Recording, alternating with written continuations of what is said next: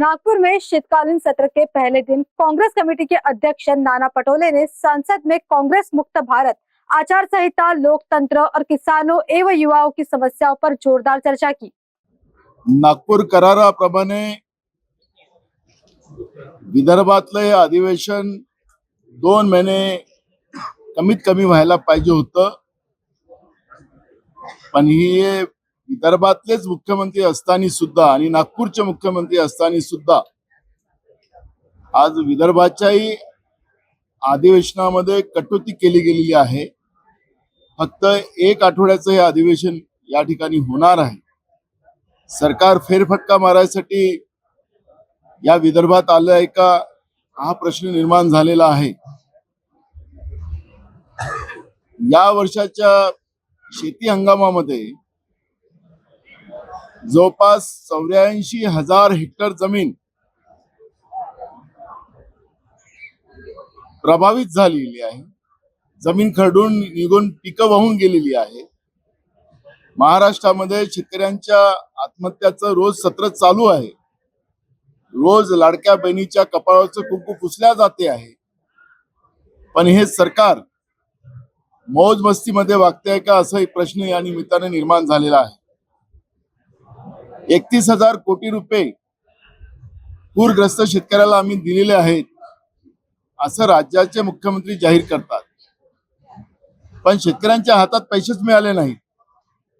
कोणत्या बँकेमध्ये पैसे टाकलेत, कोणत्या शेतकऱ्याला दिलेत, की यांच्या मूडवर काही उद्योगपती ते त्यांच्यासाठी शेतकरी झालेत का, ओरिजिनल शेतकरी बाजूला राहिलेत का, हे प्रश्न या निमित्ताने निर्माण झालेले आहेत। पीक विम्याचा एकही पैसा सरकारने शेतकऱ्यांना मिळवून देण्यामध्ये सरकारला सपशेल अपयश आलेलं आहे। विमा कंपन्या मोठ्या होत चालल्यात, आर्थिक मजबूत होत चालल्यात, आणि ज्या शेतकऱ्यांच्या नावाने त्या विमा कंपन्यांना पैसे दिले जातात ते मोदीच्या मित्रांच्या कंपन्या आहेत, आणि म्हणून मोदींच्या मित्रांना फायदा व्हावा आणि शेतकऱ्यांच्या नावाने पैसे त्यांना द्यावेत असा त्याच्या मागचा अर्थ आहे का? आणि म्हणून सरकारला या सगळ्या प्रश्नाचं उत्तर आणि शेतकऱ्यांना न्याय देऊन या ठिकाणातून त्यांना जायचं आहे। महागाई हा सगळ्यात महत्वाचा प्रश्न आता निर्माण झालेला आहे। रुपया रोज खाली पडताय, आता 90च्या खाली गेलेला आहे, त्यामुळे त्याचे सगळे परिणाम महागाईवर पडणार आहे। मग सर्वसामान्यांनी जगायचं कसं?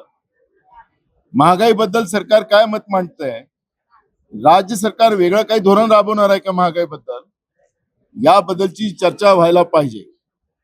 स्मार्ट मीटर बद्दल सरकारने सांगितलं की आम्ही जबरदस्ती करणार नाही, पण यांच्या ज्या कंपन्या आहेत प्रायव्हेट, त्या कंपन्या स्मार्ट मीटर शासकीय कार्यालय असतील किंवा खाजगी लोकांच्या घरी असतील, जबरदस्तीने लावताना आपण पाहतोय। जिथं 800-900चं बिल येत होतं तिथं आता 30,000 40,000चं बिल त्या गरीब माणसांच्या घरी येत आहे। आणि अशा परिस्थितीमध्ये महागाई एकीकडे आणि वीज कंपन्यांची लूट वेगळी, अशा पद्धतीनं लोकांची लूट करणारे हे सरकार या महाराष्ट्रामध्ये महायुतीच्या रूपानं आपण पाहतोय। बेरोजगारीचा तर प्रश्न अजून भयानक आहे। अनुकंपामध्ये काही थोड्या लोकांना नोकऱ्या लावल्या, त्याचे फोटोग्राफी सरकार करून दाखवतं। आरक्षणाचं 3 तराव वाजलेले आहेत। निवडणूक आयोगाने केलेली ज्या पद्धतीनं दिवसाढवळ्या लोकशाहीचा खून, त्याचं मुख्यमंत्र्यांनी मान्य केलं की अशी मी या पद्धतीचं निवडणूक आयोगाचं कार्य कधीच पाहिलं नाही। आम्ही आता अध्यक्षाला नोटीस दिलेलं आहे की उद्या याच्यावरची चर्चा घडवली पाहिजे आर्टिकल 243K प्रमाणे। त्यामुळे मुख्यमंत्री उद्या म्हणतो, माननीय अध्यक्ष म्हणालेत की मी उद्या बोलायला संधी देतो आहे। हे सांगायचं तात्पर्य असं की महाराष्ट्रामध्ये आता हे कायद्याचं आणि लोकशाहीचं राज्य राहिलं नाही, अशा पद्धतीची परिस्थिती आहे। महाराष्ट्रामध्ये एका डॉक्टर मुलीचा डॉक्टर मुंडे फलटणमध्ये झालेला खून, म्हणजे डॉक्टर महिला सुद्धा आता सुरक्षित नाही, मुली सुरक्षित नाही। सर्वसामान्य मुलींची आणि महिलांची काय स्थिती असेल, या सगळ्या परिस्थिती आज महाराष्ट्रामध्ये कायदा सुव्यवस्थेने निर्माण झालेल्या आहेत. गोव्यामध्ये जी घटना घडली, त्या पबमध्ये स्फोट झाला आणि त्याच्यात असंख्य निर्दोष लोकांचा मृत्यू झाला. महाराष्ट्रामध्ये आता मोठ्या प्रमाणात पबला मान्यता दिली गेलेली आहे. टेरिसवरच्या पबला मान्यता दिलेली आहे. पूर्ण महाराष्ट्रामध्ये पैसे कमवण्यासाठी, सरकारच्या तिजोरीत पैसे आले पाहिजेत, यासाठी मोठ्या प्रमाणात ड्रग्ज आणि या पबला मान्यता दिलेली आहे. मग गोव्यात घटना घडली, ही घटना महाराष्ट्रात घडणार नाही का, हाही प्रश्न या ठिकाणी निर्माण झालेला आणि सरकार याच्यावरचं उत्तर नेमकं काय देणार, याच्याकडे आमचं सगळ्यांचं लक्ष राहणार आहे. त्यामुळे हे सगळे विषय मोठे आहेत आणि म्हणून 1 आठवड्याचं अधिवेशन हे अपुरं पडणार आहे. आणि मगाशी आम्ही विधानसभेत हा मुद्दा उपस्थित केला. अध्यक्षांनी सांगितलं की याच्यावरची वेळ आली तर आम्ही चर्चा करायला तयार आहोत. आमचा आग्रह राहील की हे अधिवेशन कमीत कमी 3 आठवड्याचं तरी या ठिकाणी नागपूरमध्ये व्हावं, अशी आमची अपेक्षा आहे. प्राइम एक्सोटिका सैलून अब धर्मपेट में,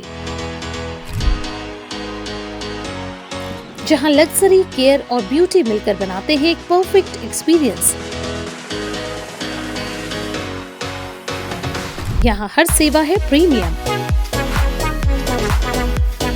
हमारे signature Korean hair spa, Tiffany's hair care और स्किन केयर के साथ प्राइम एक्सोटिका, जहां हर कदम पर मिलता है लग्जरी का एहसास और हर क्लाइंट को मिलता है घर जैसा प्यार। पायल मंधारी द्वारा स्थापित प्राइम एक्सोटिका सिर्फ एक सैलून नहीं बल्कि है खूबसूरती और आत्म देखभाल का प्रीमियम ठिकाना। Visit S prime Exotica near Shivaji Nagar, Dharampeth, opposite Starbucks, Nagpur. Luxury that feels like home.